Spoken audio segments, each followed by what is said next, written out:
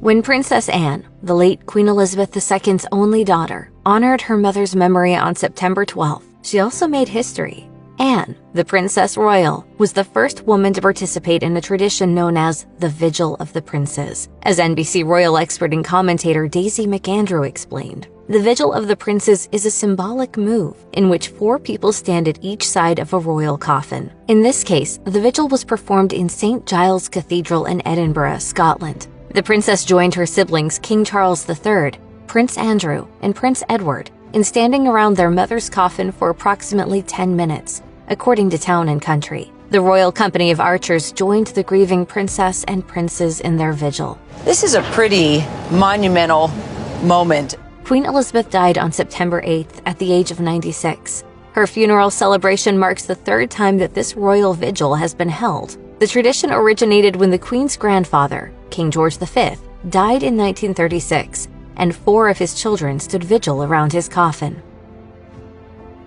At that time, those standing vigil were all men: King Edward VIII, Prince Albert, Prince Henry, and Prince George. The vigil was held a second time for Queen Elizabeth, the Queen Mother, in 2002, with then Prince Charles, Prince Andrew, Prince Edward, and royal cousin Viscount Linley, David Armstrong Jones, keeping watch.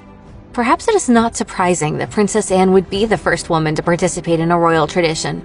The princess has never been afraid to make her own mark. She had an illustrious career as an equestrienne, beginning at the early age of 11, according to biography. The athletic princess, who was born in 1950, went on to become the first British royal to win the gold medal in the European Eventing Championships in 1971. In 1976, she made even more history by competing in the Olympics in Montreal, the first member of the British royal family to do so, according to the royal family. During the games, Princess Anne rode her mother's horse, Goodwill, and mother and daughter shared a lifelong love of horses, according to biography.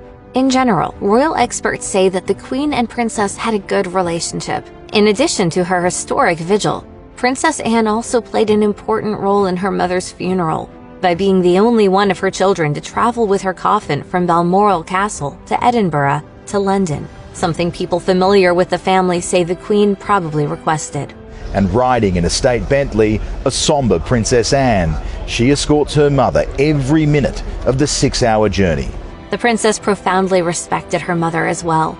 In a statement posted on the royal family website, she said, "I was fortunate to share the last 24 hours of my dearest mother's life.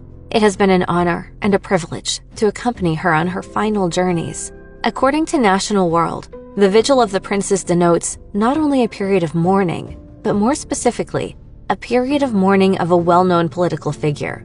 As you might have guessed, the latter part of this phrase, princes, signifies senior male family members of the well-known figure. Traditionally, this has meant that the senior male family members stand guard by the side of the recently deceased royal in a moment of silence and remembrance. Now, much like the heads of the monarchy's coins, things are changing direction, and the princess is stepping out from the shadows and into the spotlight.